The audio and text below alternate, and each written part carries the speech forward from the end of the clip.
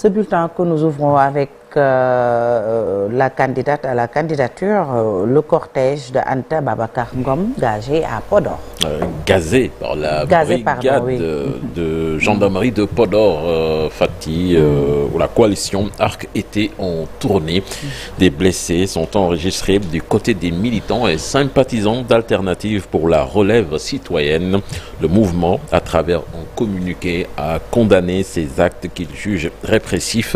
Ses membres appellent les autorités à faire respecter l'obligation impérieuse des droits fondamentaux de libre exercice des activités politiques et d'expression des opinions. Sorna Fati. Et puis politique toujours, Ousmane Sonko fixé sur son sort ce jeudi. Le tribunal hors classe de Dakar a statué hier sur la demande de radiation d'Ousmane Sonko sur les listes électorales. Le délibéré donc fixé au 14 décembre.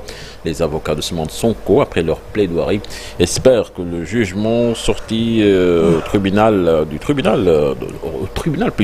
départemental des Ziguinchor sera respecté. Maître El Hadji Diouf, pour sa part, avocat de l'État du Sénégal, reste persuadé que la décision de la Cour suprême pourrait être révisée par une autre instance. Les détails dans cet élément signé Aminata Mbaresso avec les images de Alioune Diagne. 8 heures de plaidoirie dans la salle 7 du tribunal d'instance hors classe de Dakar.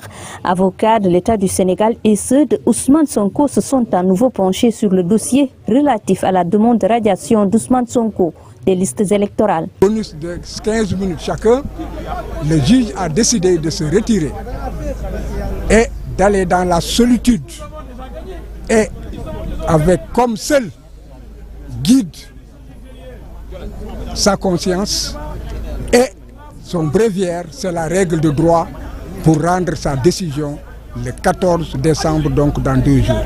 Cette audience n'a pas de sens parce que la plus haute juridiction du pays a tranché le litige, a déclaré la signification valable, donc la forclusion atteinte. Par conséquent, M. Sonko ne pourra plus être réintégré, ne pourra plus être inscrit sur les listes électorales. Rendez-vous est pris pour le 14 décembre, date de la mise en délibéré. Nous gardons espoir que le droit sera dit. Et si le droit est dit, le président Ousmane Sonko va avoir une décision favorable. Est-ce que vous avez... Ils ont essayé d'étaler des éléments qui ont été rejetés par le juge de Ziguinchor. Ils ont essayé de se débattre dans des arguments qui n'ont rien à voir avec l'audience. Nous considérons que le juge va rendre sa décision en droit. Et en droit, le président Ousmane Sonko, on espère qu'il va gagner. Le juge inférieur ne peut pas passer outre la décision du juge supérieur. C'est ce qu'on appelle la jurisprudence. Quand la justice supérieure, la haute cour, décide, les juges inférieurs s'inclinent. Dans cette affaire, les deux parties peuvent à nouveau introduire un pourvoi en cassation si jamais la décision sortie du tribunal d'instance hors classe de Dakar n'est pas en leur faveur. Affaire des diamants soulevés par le leader de AG Jotna, Maître Moussa Diop, déféré ce jeudi selon le quotidien Les Échos. Libération de son côté annonce que la garde à vue de Maître Diop qui expire ce mercredi sera prolongée. Le parquet de son côté a transmis hier à la sûreté urbaine la plainte d'Aly Ngouille Ndiaye. De fidèles compagnons du régime sale, Maître Moussa Diop est devenu aujourd'hui un farouche opposant. L'avocat a fait donc samedi de graves révélations sur un supposé scandaleux contrat minier impliquant le chef de l'État et des hautes personnalités du pays, sortie qui lui a valu une garde à vue. Qui est Maître Moussa Diop? Comment en est-on arrivé à ce stade entre l'avocat et le régime auquel il appartenait? Réponse dans cet élément signé Ibrahim Akan. Depuis quelques jours, l'avocat défraie la chronique après de graves révélations sur un scandale présumé de contrat minier impliquant le chef de l'État, Aly Ngouille Ndiaye, Mimran, entre autres hautes personnalités. La politique étant imprévisible, dit-on, aujourd'hui, c'est un ancien compagnon de la mouvance présidentielle qui vient de lancer une missile dans le jardin du régime sale. Vrai ou faux, la justice. Vrai ou faux, la justice devra trancher. Pourtant, l'avocat était un haut responsable de la coalition qui avait porté le président Sall au premier tour de la présidentielle de 2012. Leader du mouvement alternatif générationnel Jotna, Maître Moussa Diop a été un fidèle compagnon du régime Sall. En 2014, il est porté à la tête de la Société nationale de transport Dakar Dem Dikk. En septembre 2020, c'est le début de la brouille entre l'avocat et le président Sall. Maître Moussa Diop est limogé de la direction de Dakar Dem Dikk après avoir déclaré que le troisième mandat est un coup d'État constitutionnel sur une chaîne de la place. Depuis, le natif de Podor va multiplier les sorties gênantes contre le régime. En novembre 2020, il démissionne de son poste de coordonnateur de la coalition Macky 2012 et quitte définitivement la dite coalition. L'avocat va même rejoindre la grande coalition de l'opposition Yewwi Askan Wi, avec qui il va cheminer avant de claquer la porte suite à une brouille autour des investitures pour les élections législatives du 31 juillet 2022.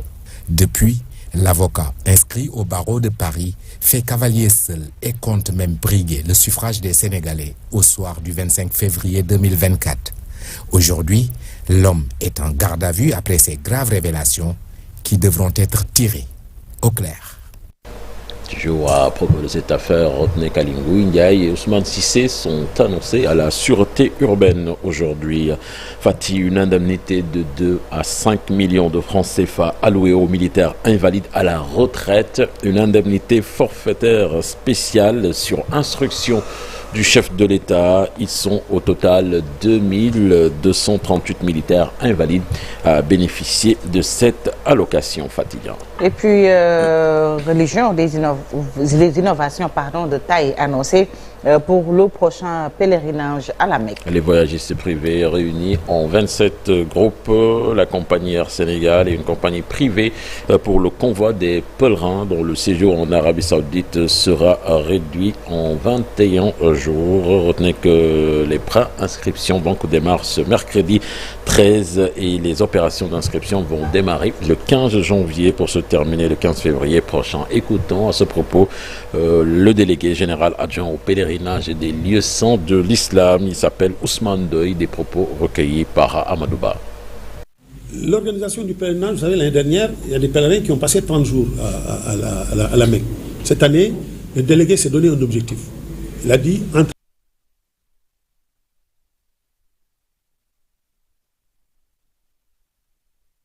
à 21 jours. Et si on y arrive, ce sera une première également. Les opérations d'inscription vont démarrer le 15 janvier et vont se poursuivre jusqu'au 15 février. Alors c'est soit exactement un mois. Mais n'oubliez surtout pas que le mois de février est un mois électoral et c'est un mois qui va être réduit encore. Hein. Donc il va faire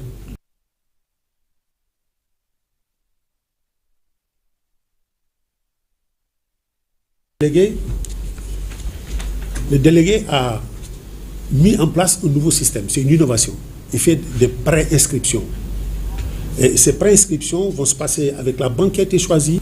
Les montants à verser sont fixés à 4 millions plus 200 francs de timbre, mais ça ne veut pas dire que le package est de 4 millions.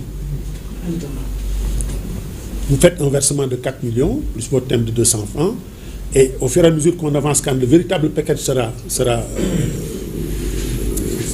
annoncé, vous compléterez pour ceux qui veulent aller à la Mecque. Fatidian, c'était donc là l'essentiel de l'actualité nationale de ce matin. Merci beaucoup, cher Tidiane Diao, pour cette première tasse actu. Et puis, retenez que tout à l'heure, dans Un jour au Sénégal, Un jour dans le monde, le rappel du jour est consacré à l'activiste pro-Sonko, Mohamed Lamine Bara Diop, dit Diop Taïf, qui a été placé sous mandat de dépôt le 13 décembre 2022. Un an après les faits, le principal concerné est revenu sur les faits. Excusez la répétition. À présent, l'actualité hors de chez nous avec